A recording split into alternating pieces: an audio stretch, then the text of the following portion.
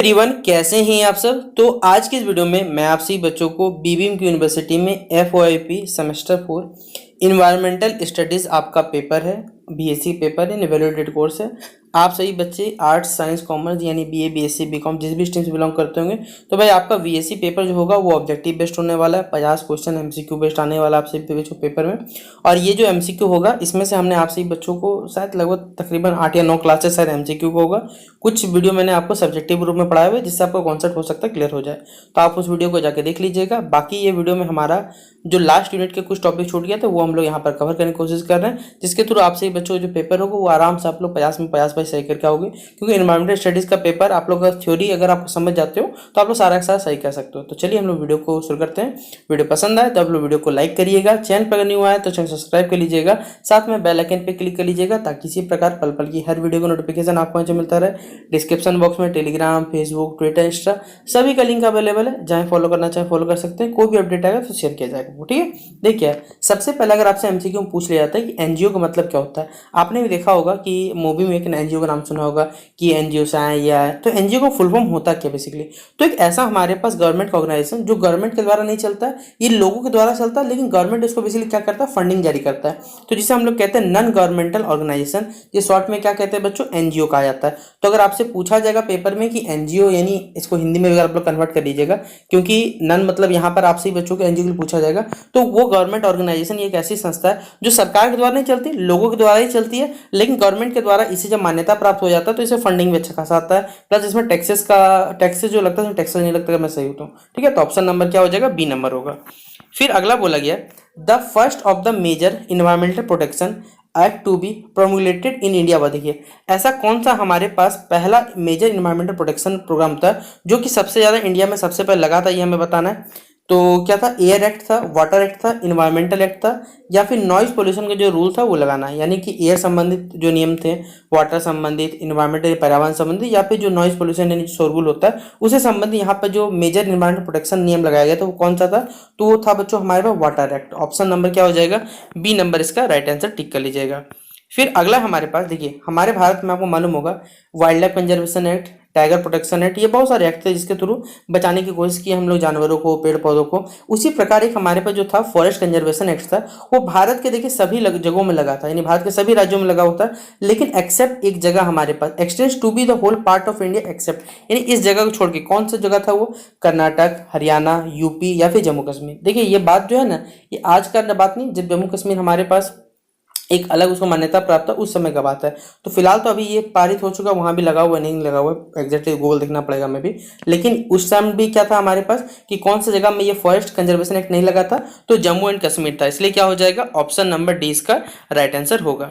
फिर अगला बोला गया the provision of environmental protection in the constitution were made India. देखिए जो हम लोगों ने इन्वायरमेंटल प्रोटेक्शन पर्यावरण को बचाने के लिए जो हमने प्रोविजन किए, ये हमारे संविधान के किस अनुच्छेद के अंतर्गत आते हैं, यानी किस आर्टिकल के अंतर्गत आते हैं। आर्टिकल 5A, आर्टिकल 21B या आर्टिकल 27B और उसका सब क्लॉज H हो सकता है, और आर्टिकल 48A और आर्टिकल 51A। देखिए तो हमारे पास जो ये जो इन्वायरमेंटल प्रोटेक्शन जो प्रोविजन है, ये संविधान के आर्टिकल या अनुच्छेद 48A के तहत और 51A के सब क्लॉज जी में रखा गया। तो ऑप्शन नंबर क्या हो जाएगा, डी नंबर इसका राइट आंसर हो जाएगा। फिर अगला बोला गया द फॉरेस्ट कंजर्वेशन एक्ट। देखिए ये वाइल्ड लाइफ कंजर्वेशन एक्ट नहीं है हमारे पास, ये सिर्फ क्या है, फॉरेस्ट कंजर्वेशन एक्ट जो है वो किस वक्त इनेक्ट हुआ था, यानी पारित हुआ था, तो ये वर्ष था 1980। तो ऑप्शन नंबर क्या हो जाएगा, ऑप्शन नंबर सी इसका राइट आंसर हो जाएगा। फिर अगला बोला गया सवाल में who is called for the collection of rain water for use. देखिए हम लोग क्या करते हैं, बरसात के जल को किस प्रकार बचाते हैं। तो आपको मालूम होगा कि बरसात के जल को अगर हम लोग क्या करते हैं अपने घरों के अगल बगल, यानी जैसे हम लोग राजस्थान देखते हैं टंकाज बनाया जाता है, स्टेपवेल्स बनाया जाता है, मतलब वो पानी टाइप का स्ट्रक्चर रूम बनाया जाता है, जिस रूम में क्या होता है सारा बरसात का पानी एक रूम में जमा होता है, जिस वजह से पानी का संग्रहण क्या कहलाता है। तो आपने पढ़ा होगा वर्षा जल संग्रहण को क्या बोलते हैं, इंग्लिश में रेन वाटर हार्वेस्टिंग के नाम से जाना जाता है। तो ऑप्शन नंबर क्या हो जाएगा हमारे पास, सी नंबर इसका राइट आंसर हो जाएगा। तो रेन वाटर हार्वेस्टिंग इसका सही जवाब आप लोग लिख लीजिएगा। फिर अगला बोला है कार्बन क्रेडिट, देखिए कार्बन क्रेडिट का मतलब क्या होता है पहले बात हमारे पास। देखिए हम लोग जानते हैं कि भाई इन्वायरमेंटल जो पोल्यूशन है उसमें कार्बन डाइऑक्साइड का, कार्बन मोनोऑक्साइड का, कार्बन का एक अहम रोल, क्योंकि हमारा बॉडी तक कार्बन से बना हुआ है। तो कार्बन क्रेडिट का मतलब क्या होता है समझ में आता है, जो हम लोग इन्वायरमेंट को बचाने की कोशिश करते हैं, जो प्रोटेक्शन होता है हमारे पास, वो कहलाता है कार्बन क्रेडिट कहलाता है। कार्बन क्रेडिट मतलब क्या हो गया, प्रोटेक्शन ऑफ इन्वायरमेंट। तो ऑप्शन नंबर क्या हो जाएगा बच्चों, ए नंबर इसका राइट आंसर हो जाएगा। फिर अगला बोला है which option is correct when we only accomplish 2 out of the 3 pillars of sustainability. देखिए हमारे पास क्या है, इनमें से कौन सा ऑप्शन करेक्ट है बताना है। जब हम लोग क्या करते हैं, दो या दो से जो बेसिकली हमारा सस्टेनेबल डेवलपमेंट, देखिए सस्टेनेबल डेवलपमेंट होता क्या है, हम आज के युग में जी रहे हैं, हमको आज तो अपना जीना ही जीना, लेकिन इस प्रकार जीना कि हमारे जो भविष्य में आने वाली पीढ़ी है उनको भी हमारे जो रिसोर्सेज वो प्राप्त हो गए। तो इस प्रकार का जो डेवलपमेंट होता है उसे हम लोग बोलते हैं सस्टेन डेवलपमेंट, जिसे सतत पोषणीय विकास के नाम से जाना जाता है। तो इनमें से कौन सा ऑप्शन बच्चों हमारे पास सही है, पहला ऑप्शन दिया हुआ है। अगर हम लोग क्या करते हैं, इकोनॉमिक प्लस इन्वायरमेंटल सस्टेनेबिलिटी करते हैं जो कि एक वायबल के बराबर होता है, या फिर सोशल प्लस इन्वायरमेंट स्टडी जो किसके बराबर, बिहेवियरल के बराबर होता है, या फिर ऑप्शन नंबर सी इकोनॉमिक। देखिए यहाँ पर जो भी ऑप्शन दिया भाई एक भी सही नहीं है हमारे पास, तीनों ऑप्शन गलत है, इसलिए ऑप्शन नंबर क्या हो जाएगा, डी नंबर इसका राइट आंसर होगा। देखिए एक फुल फॉर्म आपसे पूछा जाएगा, बीओसी पूछा जा सकता है, बायोलॉजिकल ऑक्सीजन डिमांड, यहाँ पूछा हुआ सीपीसीबी क्या होता है। तो सीपीसीबी देखिए बेसिकली क्या होता है, हमारे पे एक बोर्ड है जिसको बोला जाता है सेंट्रल पॉल्यूशन कंट्रोल बोर्ड। ये क्या करता है भाई, कंट्रोल करने का काम करता है, जो पॉल्यूशन का लेवल है उसको कंट्रोल करने डिपार्टमेंट किसके पास रहता है, सीपीसीबी जो डिपार्टमेंट है उसके पास रहता है। तो ऑप्शन नंबर क्या हो जाएगा, सी नंबर इसका क्या हो जाएगा, राइट आंसर हो जाएगा। फिर अगला बोला गया which one of the following is the benefit of rain water harvesting. इनमें से कौन सा जिसके थ्रू हमें rain water harvesting basically benefit होगा। तो भाई रेन वाटर हार्वेस्टिंग मतलब बरसात के जल को बचाना हमारे पास। तो हम लोग क्या कर सकते हैं जो सबसे बेनिफिटेड है, decrease the ground water level. क्या इससे जो बरसात जो ग्राउंड वाटर नहीं जो भौम जल है, क्या उससे इसका स्तर कम होगा, भाई कभी नहीं हो सकता, गलत है। Provide a lot of water, तो क्या आपको खेलने के लिए पानी चाहिए, भाई ये भी गलत है हमारे पास। क्रिएट गुड एस्थेटिक व्यू, आपको एक अच्छा नजारा देगा, भाई नजारा चाहिए नहीं, भाई हमें नहीं चाहिए। फ्लड मिटिगेशन को ये क्या करता है बेसिकली हमारे पास, इससे बेनिफिट करता है कि बरसात का पानी रुक जाए, मतलब बेसिकली संग्रह हो जाएगा, तो बाढ़ से भी हम लोग बचने की परिस्थिति में रहते हैं। तो ये ऑप्शन क्या हो जाएगा हमारे पास, ऑप्शन नंबर सी। फिर अगला बोला है air prevention and control of जो पोल्यूशन है, ये जो एक्ट था बेसिकली हमारे पास, ये कब पारित हुआ था ये आपको बताना है। तो ये पारित हुआ बेसिकली हमारे पास 1981 में। तो ऑप्शन नंबर क्या हो जाएगा, जो air prevention and control of pollution act था वो कब पारित हुआ था बच्चों, 1981 में पारित हुआ था, इसलिए ऑप्शन नंबर क्या होगा, सी नंबर इसका राइट आंसर होगा। रेन वाटर क्या हमारे ग्राउंड लेवल का जो कह सकते हैं जो स्तर है यानी जो लेवल होता है, क्या उसको बढ़ाने काम करता है। तो भाई ग्राउंड वाटर काम ही क्या रहता है, रेन वाटर हार्वेस्टिंग का, पानी संग्रह होगा, पानी संग्रह होगा, ग्राउंड वाटर का रिचार्ज हो जाएगा हमारे पास, तो ये लेवल बढ़ेगा ही बढ़ेगा। तो ऑप्शन नंबर एकदम सही है। अगला सवाल यहाँ बोला हुआ है the word sustainable development came into existence. देखिए ये जो वर्ड है सस्टेनेबल डेवलपमेंट, आपने क्लास 10 के बुक में पढ़ा ही होगा, ये नहीं पढ़ा होगा। अगर आप एसएसटी में पढ़ते होंगे तो आपको ये चीज जरूर पढ़ने मिलता हो, सस्टेनेबल डेवलपमेंट। ये जो वर्ड है बेसिकली ये एग्जिस्टेंस में कब आया था, कौन से साल में, 1978 में, 1982 में, 1987 में, या फिर 1980 में। तो कौन सा साल था वो बेसिकली हमारे पास, तो वो था 1980 में, जब ये सस्टेनेबल डेवलपमेंट नाम का वर्ड उजागर हुआ था। तो ऑप्शन नंबर क्या हो जाएगा, डी नंबर इसका राइट आंसर होगा। फिर which of the following are the objectives of environmental protection act. इनमें से कौन कौन सा जो उसका लक्ष्य है, अगर कहा जाए हमारे पास इन्वायरमेंटल प्रोटेक्शन एक्ट का, ये हमें बताना है। तो पहला ही ऑप्शन दिया हुआ है मेंटेनेंस ऑफ हार्मोनियस रिलेशनशिप, ये ऑप्शन ए है, बिटवीन ह्यूमन एंड इन्वायरमेंट। तो ये क्या करता है बेसिकली रिलेशनशिप को मेंटेन करने का काम करता है ह्यूमन और एनवायरनमेंट के बीच में। या फिर जो हैजार्ड्स होता है, हैजार्ड्स मतलब हमारे पास जैसे अर्थक्वेक आ गया, वोल्केनो हो गया, कोई बीमारी भी आ गया, चलिए उन सब चीज़ों से हमें हानि से क्या करता है, बचाता है, या हमारे इन्वायरमेंट को ये प्रोटेक्शन करता है, प्लस इसे इंप्रूव करता है। तो भाई ये तीनों ही काम एकदम सही है, ये भी सही, ये भी सही, ये भी सही, इसलिए ऑप्शन नंबर क्या हो जाएगा, डी नंबर इसका राइट आंसर हो जाएगा। फिर अगला सवाल बोला गया, जैसे हमने अभी सीपीसीबी पढ़ा था, तो आपको पूछा गया भाई एसपीसीबी क्या होता है। जैसे वो सेंट्रल लेवल पे था तो ये स्टेट लेवल पे होगा, तो स्टेट पोल्यूशन कंट्रोल बोर्ड इसका क्या हो जाएगा हमारे पास राइट आंसर। तो ऑप्शन नंबर सी टिक कर लीजिएगा, सही जवाब। फिर अगला बोला हमारे पास penalty for the conservation of the provision of the forest act. देखिए अगर हम लोग क्या करते हैं, जो कंजर्वेशन के नियम बने हुए फॉरेस्ट का, उसके लिए हमारे पास जो पेनल्टी है वो किस जो अनुच्छेद के अंतर्गत यानी आर्टिकल के अंतर्गत आता था, हमें बताना है। सॉरी किस सेक्शन के अंतर्गत है, section 3A, section 4A, section 12A या फिर सेक्शन 8A। ये जो हमारे पास पेनल्टी ये किस सेक्शन के अंतर्गत आएगा, तो सेक्शन 3A, ऑप्शन नंबर क्या हो जाएगा, ए नंबर इसका राइट आंसर होगा। फिर अगला बोला है वाइल्ड लाइफ प्रोटेक्शन एक्ट, ये किस साल पारित हुआ था ये हमें बताना है। तो पारित हुआ तो 1972 में, लेकिन ये स्टार्ट कब से, मतलब अगर बोला जाए नियम तो पारित हो गया तो 1972 को, लेकिन इंप्लीमेंट होते हैं तो 1973 हो गया था ये, ठीक है। तो 1972 इसका क्या हो जाएगा, राइट आंसर हो जाएगा। फिर which of the option is not incorporated as sustain development parameter, देखिए इनमें से कौन सा ऑप्शन है जो सस्टेन डेवलपमेंट के जो पैरामीटर्स यानी जो मापन विधि है उसमें फिट नहीं बैठता। Inter and intra generation equity, यानी भैया आप यूज कर रहे हो भविष्य में यूज करोगे, एकदम सही बात है। कैरिंग कैपेसिटी आपकी कैपेसिटी को बढ़ाने काम करता है। फिर जनरल डिस्पार्सिटी और डाइवर्सिटी को भी क्या करता है, कम करता है, तो ये भी सही है। इसलिए ऑप्शन नंबर डी भाई तीनों ही सही है, तो कोई भी यहाँ पर गलत नहीं है, इसलिए ऑप्शन नंबर क्या हो जाएगा, डी नंबर राइट आंसर होगा।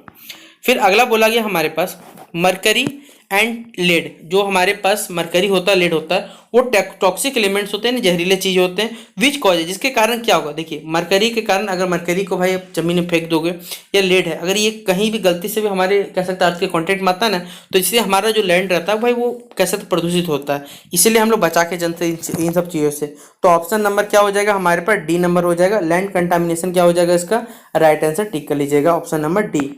अगला सवाल बोला हुआ है द वाइल्ड लाइफ प्रोटेक्शन जो एक्ट था उसमें कितने एक्ट इसमें है, 8 चैप्टर है, 7 चैप्टर है भाई, तो 7 चैप्टर है इसमें, तो ऑप्शन नंबर क्या हो जाएगा, बी नंबर होगा। फिर अगला बोला गया हमारे पास क्वेश्चन में कि waste water release from dash are not the source of bacteria, देखिए वेस्ट वाटर जो बेसिकली कहाँ से रिलीज होता है, जो कि बैक्टीरिया का सोर्स नहीं है, हमें ये बताना है, सैनिटेरिया से, इंडस्ट्रीज से, या म्यूनसिपालिटी से, या फिर टैनिंग से। तो यहाँ पर कौन सा ऑप्शन हो जाएगा हमारे पास, देखिए जो इंडस्ट्री से जो पहले बात वाटर निकलता है वेस्ट वाटर, भाई वो बैक्टीरिया उसमें नहीं रहता, पहले बता दो, ठीक है। वो भले उसमें एसिड का मात्रा हो सकता है लेकिन उसमें बैक्टीरिया का मात्रा नहीं रहता, क्यों, क्योंकि अगर इंडस्ट्री है तो या तो वो बेसिक चीज बनाएगा या एसिडिक चीज बनाएगा, तो चल न्यूट्रल बना सकता है, लेकिन कभी भी उसमें बैक्टीरिया जन्म नहीं हो पाएगा, वो बाद में हो जाता पता लगे, लेकिन नॉर्मली जब वो रिलीज होता तब उसमें नहीं होता, इसलिए क्या हो जाएगा, ऑप्शन नंबर बी। फिर अगला बोला है फुल फॉर्म ऑफ बीओडी, देखिए हमने बोला था भाई बीओडी पूछा जाएगा, तो बीओडी का याद रखिएगा, biological oxygen demand, sorry biological माफ करिएगा, biochemical oxygen demand. Option number क्या हो जाएगा, बी नंबर इसका राइट आंसर हो जाएगा, तो बी नंबर टिक कर लीजिए, सही जवाब। फिर अगला बोला है सीओडी, देखिए जिस तरह बायोलॉजिकल ऑक्सीजन था तो भाई सीओडी क्या हो जाएगा, केमिकल ऑक्सीजन डिमांड हो जाएगा, और ये एकदम बात सही है, इसलिए क्या हो जाएगा, ट्रू इसका राइट आंसर होगा। अगला सवाल है बैक्टीरिया एंड जो माइक्रोइज्म प्रेजेंट इन द वाटर, देखिए बैक्टीरिया और जो माइक्रोइज्म बेसिकली कहाँ मौजूद रहते हैं हमारे पास वाटर में, ये क्या करते हैं हमारे ह्यूमंस के और ह्यूमंस के साथ, क्या इंटेस्टाइल ट्रैक्ट करते हैं, इंडाइजेशन में मदद करते हैं, ब्रेन ट्यूमर करते हैं, या फिर कैंसर करते हैं। तो ये हमारे पास इंटेस्टाइल में बेसिकली खाने को पसंद सुविधा देखते हैं, बहुत सारा ऐसा काम कर सकते हैं, तो ऑप्शन नंबर क्या हो जाएगा, ए नंबर इसका राइट आंसर हो जाएगा। फिर भोपाल गैस ट्रेजेडी, आपने नाम सुना ही होगा भाई, क्या था, एक आपको मालूम होगा मिथाइल आइसोसाइनाइड, यानी जिसे हम लोग एमआईसी गैस के नाम से जानते हैं, 1984 का बात था, जिसपे नेटफ्लिक्स पे भाई एक मूवी भी आई हुई, अगर आपने देखा हो, के मेनन और इरफान खान के बेटे का मूवी था, बहुत अच्छा मूवी है, आप देखना चाहे देख सकते हैं, ठीक है, वो नेटफ्लिक्स अवेलेबल है और शायद यूट्यूब पे भी अवेलेबल होता तो चाहिए। भोपाल गैस ट्रेजेडी कौन सा गैस के अंदर, मिथाइल आइसोसाइनाइड, 1984 के साथ घटना लगभग, और ये पेस्टिसाइड प्लांट था जहाँ से गैस लीकेज हो रहा था, आसपास का भोपाल स्टेशन पूरा कह सकते भाई बहुत एक खराब घटना था हमारे इतिहास में, ठीक है। तो ऑप्शन नंबर क्या हो जाएगा, सी नंबर इसका राइट आंसर होगा। फिर which gas is mainly produce due to, देखिए जब कोई चीज़ सही से नहीं निकलता, याद देखिएगा आप क्या किए, कोई चीज़ जलाएं, अगर सही से जलाएंगे तो भाई CO2 निकलता है, गैस अगर पेट्रोल में बात करें तो भाई नहीं निकलता उतना CO2 हाई लेवल पे, लेकिन जब कोई चीज़ सही से नहीं जलता प्रॉपर, उसको इग्निशन टेम्परेचर कुछ का नहीं जल पाया, तो उसमें क्या बनता है, कार्बन मोनोऑक्साइड बनता है, यानी कि CO बनता है, और जो कि एक हानिकारक गैस है, याद रखिएगा, इससे दम घुटने से मौत भी हो सकता है आदमी का। तो ऑप्शन नंबर क्या हो जाएगा, ए नंबर इसका राइट आंसर होगा। फिर WHO, ये तो बच्चा जानता है कि WHO का फुल फॉर्म क्या होता है हमारे पास, जिस बच्चे को नहीं पता भाई हम कुछ नहीं कर सकते हैं, तो हम उसको बता देते हैं। वर्ल्ड हेल्थ ऑर्गेनाइजेशन कहाँ है हमारे पास, ये देखिए ऑप्शन नंबर डी क्या हो जाएगा इसका राइट आंसर हो जाएगा। फिर अगला बोला है सॉलिड वेस्ट मटेरियल इंक्लूड, देखिए सॉलिड वेस्ट मटेरियल में इसमें क्या क्या है, सॉलिड क्या प्लास्टिक वेस्ट होगा, मेटल भी एक सॉलिड है हमारे पास, पेपर भी वेस्ट है, लेकिन सब के सब सॉलिड के रूप में हमारे, सॉरी अच्छा रुकिए माफ करिए बच्चों, यहाँ सॉइल वेस्ट बोला गया, सॉइल वेस्ट मटेरियल है, सॉइल को वेस्ट सॉरी सॉइल को बात करने के पीछे कौन कहा, क्या प्लास्टिक है, हाँ भाई तीनों सही है, तो ऑप्शन नंबर क्या हो जाएगा, ऑल आर एकदम क्या है सही जवाब हमारे पास। फिर अगला बोला है नेगेटिव सॉइल पोल्यूशन, देखिए सॉइल पोल्यूशन ही बोला गया है, लेकिन इसका नेगेटिव सॉइल पोल्यूशन क्या होगा, इससे हमारा सॉइल प्रोडक्टिविटी जो होगा वो इरोजन से क्या हो जाएगा, कम हो जाएगा। फिर बताया वो रिडक्शन इन सॉइल प्रोडक्टिविटी में क्या हो जाएगा, कमी आ जाएगा, क्योंकि हम लोग ज़्यादा क्या कर रहे हैं, पेस्टिसाइड्स का यूज कर रहे हैं और इंडस्ट्रियल वेस्टेज का यूज कर रहे हैं हम लोग। फिर कन्वर्टिंग जो फर्टाइल लैंड है वो क्या हो जाएगा, बैरन आइलैंड, बैरन जो आइलैंड है यानी सूखा बंजर भूमि बन सकता है वहाँ, सही बात है। नन ऑफ द दीज यानी ऑप्शन नंबर कोई भी सही नहीं है। तो नेगेटिव सॉइल पोल्यूशन के कारण क्या होता है, हमारे पास जो सॉइल प्रोडक्टिविटी है उसको का क्षमता क्या हो जाता है, हमारे पास कम हो जाता है, और ऑप्शन नंबर क्या हो जाएगा, ए नंबर इसका राइट आंसर होगा। फिर अगला सवाल है मरकरी, टीन पूछा गया, फिर लेड पूछा गया। आर एग्जाम्पल तो ये सब के सब किस चीज़ के एग्जाम्पल है हमें बताना है। परसिस्टेंट पोल्यूटेंट्स की एग्जाम्पल है हमारे पास, आर्टिफिशियल पोल्यूटेंट्स की एग्जाम्पल है, या फिर option number C non degradable pollutants है, या फिर ऑप्शन नंबर डी नेचुरल यहाँ पर जो पोल्यूटेंट्स है। तो मरकरी हो गया, लेड हो गया, और यहाँ पर बहुत सारे एग्जाम्पल भी हमारे पास, टीन हो गया, ये सब के सब क्या है हमारे पास परसिस्टेंट पोल्यूटेंट्स में काउंट होते हैं। तो ऑप्शन नंबर क्या हो जाएगा, ए नंबर इसका राइट आंसर हो जाएगा। तो इस प्रकार आप सही बच्चों का आज के इस वीडियो में हमने आपको शायद 30 क्वेश्चन करवा दिए। बाकी जो बच्चे में आपके पेपर में क्वेश्चन आएंगे वो हम लोग आपको नेक्स्ट वीडियो में डिस्कस करने की कोशिश करेंगे। तो अगर आपको ये वीडियो पसंद आया हो तो वीडियो को शेयर करें, बिल्कुल भी कमी मत करिएगा, क्योंकि भाई 0.001 सेकंड का समय लगता है चैनल को सब्सक्राइब करने में, शेयर करने में, तो जल्द से जल्द कर दीजिएगा। बाकी वीडियो कैसा लगा जरूर बताइएगा। तब तक के लिए जय हिंद और जय भारत।